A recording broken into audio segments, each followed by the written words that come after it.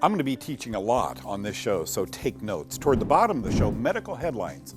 Just be careful what you read and then the content of what you read, right? Differentiate between them. Dr. John Ganino, a local physician, joins us today, and he says, stop making cancer cells. Okay? Clay Cross, who does the Nutrition Minute, is talking today about cholesterol. Good stuff or bad stuff? You'll see. Ketosis versus ketoacidosis. What's the difference? One seems to be okay, one is not okay. And finally, as I open today's show, infertility is a multi-billion-dollar business. Could a mold be causing it? All that and more on this Know the Cause. My name is Doug Kaufmann. For the past 40 years, I've dedicated my life and even my career to finding the root cause of disease. Join me in a team of physicians, pharmacists, and scientists, and soon you too will know the cause.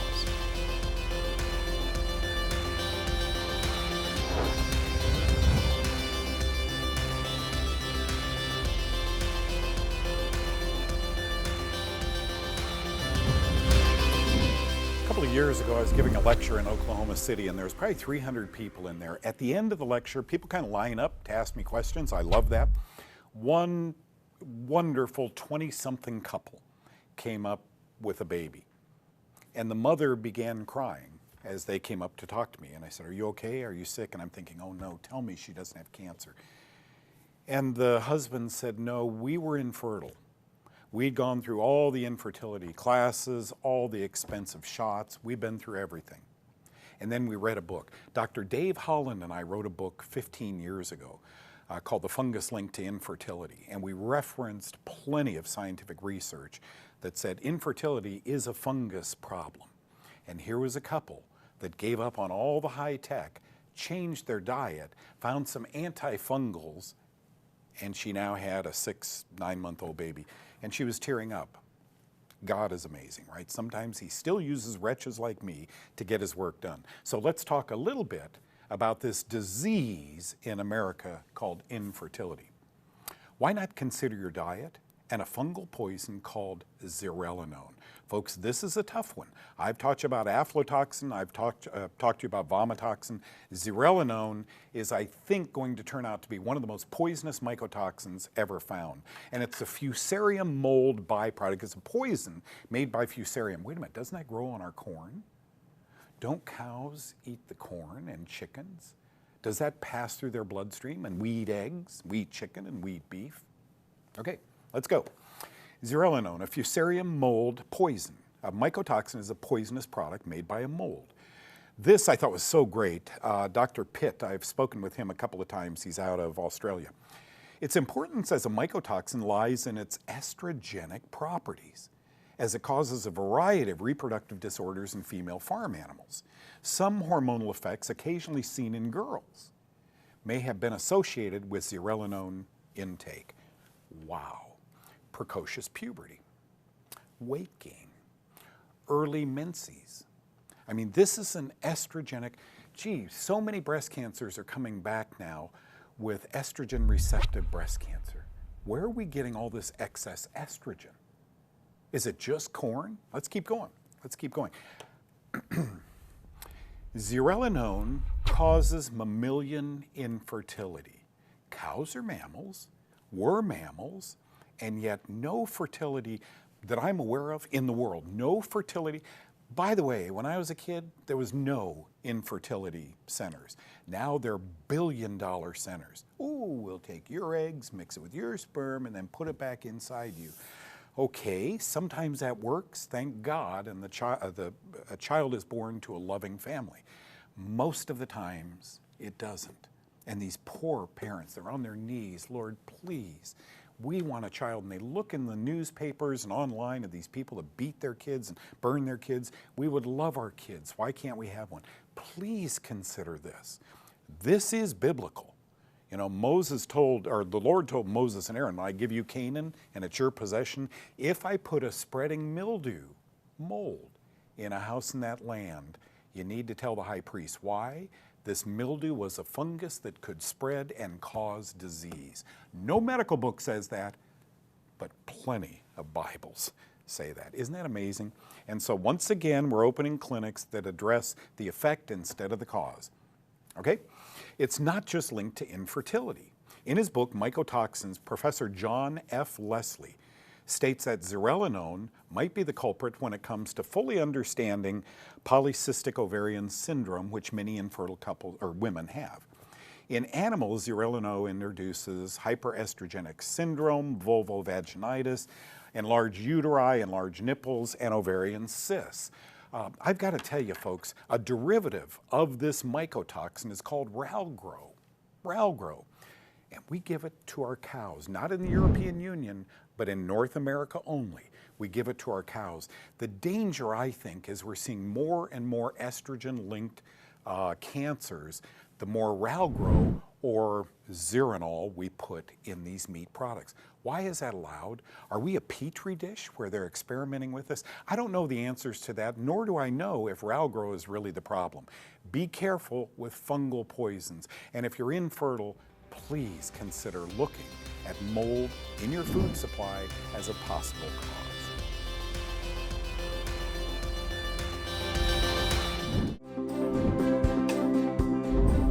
Folks, a couple of years ago, a friend and I, his name's Alan, were complaining that what was keto out there, the keto diet, you know, whether they be bars or diet powder, supplemental diet products, etc., or even some people eating the ketogenic diet, weren't following the rigid standards that were set up so many years ago, 70 years ago, when they first discovered that starving the body of carbohydrates, you begin to make something called ketones, and I'm going to explain that to you. And that is called ketosis. The body goes into ketosis. This friend and I further went on to study and develop in lots and lots of weeks and months a product. So I want you to know, I'm going to come clean. I'm now involved for the first time in 20 years on television with a product. I'm a shareholder in a company. The company is called KetoMed. You can go to ketomed.com and look for more information. But I want to teach you a little bit. This isn't about to sell our product. This is about to teach you about ketosis, okay? Ketosis is the process whereby instead of burning my carbohydrates, you work out, you eat a lot of bread, pasta, beer, and so forth, get a lot of carbohydrates in you, and your body then burns that off for energy, right? In ketosis, you are burning your own fat. This is why so many people lose so much weight on a keto diet, okay? But let me explain, because here's where confusion exists. Okay, ketogenic diet. A doctor told me a year ago he's totally confusing ketosis with ketoacidosis. What are those two? And I can see how doctors would get into this confusing. Okay, some people fear a ketogenic diet because they don't understand what the difference is between being in ketosis, actually a good thing, but I'm not so sure for long, long periods of time, versus ketoacidosis. So let me explain that to you so you better understand, right?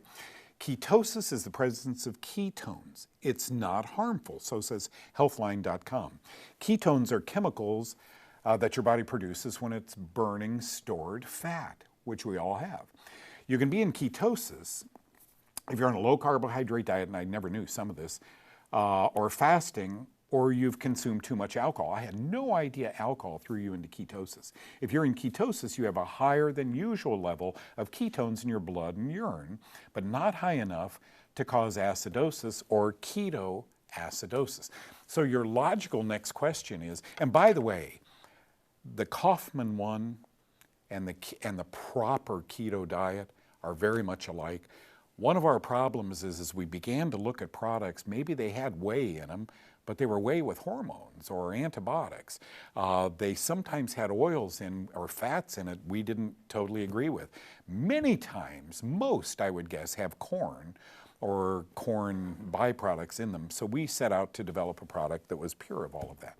Okay, so let's talk about ketoacidosis. Ketoacidosis refers to diabetic ketoacidosis. It's known in medical circles, well known as KDA. And it is a complication of type 1 diabetes mellitus. Everybody knows that. It's a life-threatening condition resulting from dangerously high levels of ketone and blood sugar, okay? This is where confusion exists for doctors. Well, we don't want to put you into ketosis. Okay, doc, why not? Because that could be dangerous, especially if you're diabetic. Folks, this isn't ketoacidosis. I'm going to take 10 minutes from time to time and educate you a little bit on what I think of all the diets that were out there, a really good one. It preceded mine. I didn't know when I was back from Vietnam that I had developed a keto-like diet, but they're very, very similar, but only if they're done properly and exclude things that probably shouldn't be on your diet, okay? I'll be back with more.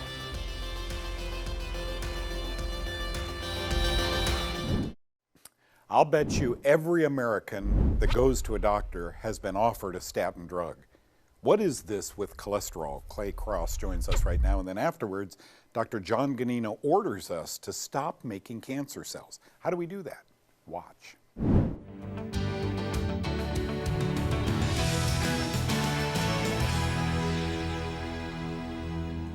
Welcome to the Nutrition News Minute. I'm Clay C. Cross. Well, when we think of a burger and fries, we think of our cholesterol being affected and oftentimes associate cholesterol as being bad. But along with bad cholesterol, there is actually good cholesterol that our body needs. But if levels of the cholesterol become too high in the blood, it does become hazardous to our health and raise the risk of having a heart attack. So, believe it or not, cholesterol is found in every cell of the body and is imperative to digesting foods, producing hormones, and even generating vitamin D. The body naturally produces cholesterol, but it can also be ingested by the food we eat. So too much of that favorite food may not be a good thing. There are 4 lifestyle choices that may reduce high cholesterol as well and assist us in maintaining normal cholesterol levels. These choices include maintain a heart-healthy diet, actively pursuing a regular exercise program, avoiding smoking, and of course, achieving and maintaining a healthy weight level. These choices may assist in lowering the risk of heart and coronary disease. So instead of a burger and fries, how about trying eggplant and okra next time? For the Nutrition News Minute, I'm Clay C. Cross. Sitting here with my good friend, Dr. John Ganino. He's a physician, practices near Dallas, Texas. It blew me away a couple of years ago when Sporanox, the drug approved by the FDA to treat nail fungus, right, becomes approved to treat cancer. It works so well. You have to ask yourself, folks, when a drug that kills cancer inhibits metastasis of cancer, what causes metastasis, okay? Dr. John Ganino probably writes, because we've been friends for so long, probably writes a lot of prescriptions for diflucan, nystatin, Sporanox, these kinds of drugs. Any eyebrows raised? I mean, in the medical community, you're well respected in the medical community, so I wouldn't imagine, but you're helping people get better. Yeah, we did years ago. So we do take insurance, by the way. And so years ago, I got actually called on the carpet by somebody in United Healthcare's network. Hey, you're treating fungus. I mean, what? That's not possible. I said, so I actually went and I said, doctor, and I won't use his last name, but I said, I actually think I might have put my arm around him. That's an Italian thing. But I said, look, doc, does it make, you and I are classically trained doctors, right? You can't have fungus in your blood unless you're in the ICU dying from diabetic ketoacidosis or HIV or AIDS or some kind of consumptive process. I said, does it make sense to you to go from 0 fungus in your blood to 1 billion fungus that you can culture without passing through the number 1,000 and 1 million? Mm-hmm. And he actually agreed with me. He said, you know what? That makes perfect sense to me. And he said, you guys are still in network and you're good to go. So if you have United Healthcare insurance, we're in your network. So anyway. Yeah, it makes sense. The CDC just recently said for the 2nd year in a row, doctors think fungus. And then it went on to say, if you're not getting better on the medication your doctor has you on, tell your doctor to think fungus. John, I almost fell out of my chair. That's great. I can't believe this. You've been doing this now for decades, and all of a sudden it's almost as if we're credible because the Center for Disease Control is talking about this. Yeah. How many people that come into your office out of 100 may have an underlying fungal problem that you help? 98. That's what other doctors have said. It's amazing, folks. Reports have said it grows in your sinuses. It causes you to talk like this. Yep. Dr. Ganoum, my friend at Case Western, I don't know if you know him. I don't know. Amazing guy. Just published they found fungi in the colons of Crohn's disease patients, Parkinson's disease. It's, to me, it's so amazing. It just blows me away. And yet, were you in medical school trained in mycotoxicology? No, absolutely not. Totally. How did you pick it all up? Yeah, it was basically just kind of, my wife's experience with chronic fatigue. Yeah, yeah. Regular stuff wasn't working, so Majid Ali and all of that, and meeting you and the stuff that you taught me, and there we go, It's so amazing that, folks, there is a fungal component to cancer. How do you give a bunny diabetes?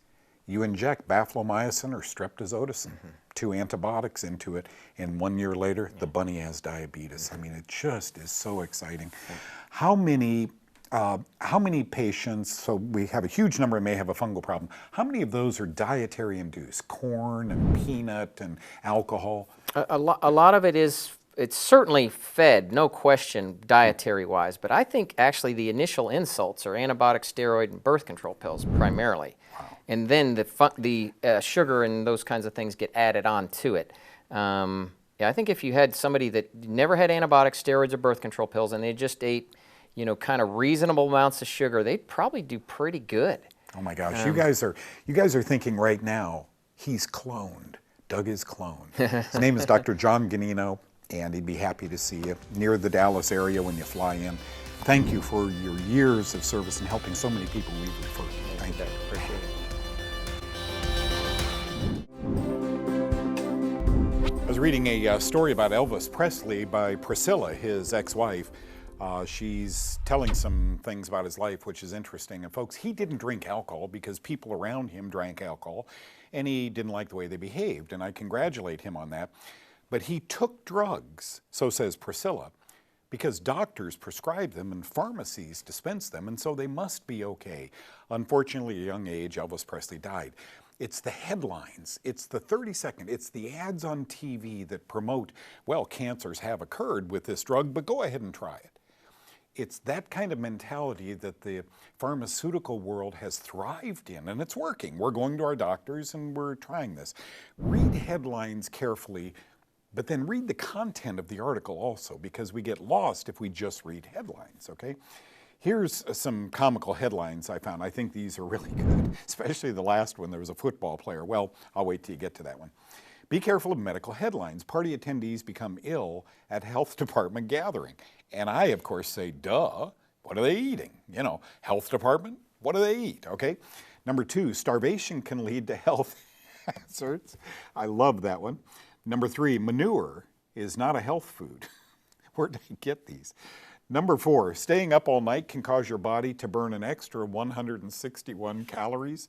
And then, of course, the football player, tight end returns after colon surgery. I'm sorry. I'm just in a mood like that today. Those are pretty comical, folks, and I would have loved to have read. And if you read about the tight end returning after colon surgery, it was a tight end on a football team. That's a position on a football team that went back into the football game after he's had colon surgery. Tight end returns after colon surgery. Here's a headline that I want you to read carefully, okay? Alcohol intake may be key to long-term weight loss for people with diabetes. University of Pennsylvania School of Nursing. This is exciting. And when I read a headline like that, I think immediately who funded it. It was the alcohol companies, right? So I go to the bottom, and in this case, no. It says, put it up again, John, alcohol intake may be the key to long-term weight loss for people with diabetes. If you're diabetic, drink booze to lose weight, right? Isn't that what that says? But I didn't stop there. After I saw the involvement of the alcohol companies, I said, this is weird. These are a bunch of nurses, who have done this study, and they're saying alcohol intake may be the key to long-term weight loss for people with diabetes. That isn't right. That's diametric to everything I learned. Then I went on. In fact, data showed that participants in the intensive lifestyle intervention group who abstained from alcohol consumption over the 4-year period lost more weight than those who drank any amount during the intervention. Bottom line, don't swallow mycotoxins. Alcohol is a mycotoxin. The bottom line is this. When you see a headline, folks, the business world knows hey, you're taking this blood thinner and it doesn't work anymore, so take our blood thinner. We're bigger and better and it works better. You gotta, then what I would do if I was on a blood thinner, I would go to their website. First place I'd go is the side effects. What are the side effects to my blood thinner? What are the side effects of this new 4 times as expensive blood thinner? We have to learn to not be sheeple, but people. The herd mentality applies in pharmaceutical medicine. That's why they run ads. Not bad people. They're capitalists. It's okay. They want to attract us to new drugs that we can't get. We can only get them if we go to one of their people who can prescribe drugs. That's what this is kind of all about. Read the headlines, but more importantly, read the content before you come to some conclusion. Okay? I'll be back with you. You don't suppose that fungus fusarium that makes zearalenone is contributing to or causing infertility, do you? Because it's in a lot of our food. Thank you, Dr. John Ganino, for coming in today and teaching us about making cancer cells. Wow, we want to stop doing that. Folks, I have a minute left here. I want to talk to you about something. I have been absolutely blessed. This show is now 20 years old in America, and it's now in about 500 million households around the globe, 200 countries or more are watching Know the Cause. We're sending this message about yeast, mold, mildew, and fungus across the globe. It isn't me. It's some much higher force than I bringing this information across the globe. And it's that important, folks. There are countries that eat maize all day, whereas you and I might rotate our diet or diversify our diet. They can't. Everything they eat is corn. And of course, corn is often impregnated with molds. And molds can damage us because they off-gas these poisons. The other thing I want to tell you, some of you don't know this. I couldn't answer your question. This isn't live TV. We tape this. I couldn't answer all your questions, so a couple of years ago I started to do a Facebook and YouTube. It's called social media. If you're on those, you can now type a question to me and email it to me, and I'll answer them live. I actually sit at this desk 3 days a week, Tuesday and Thursday from 3 to 4 p.m. Central live. I go live.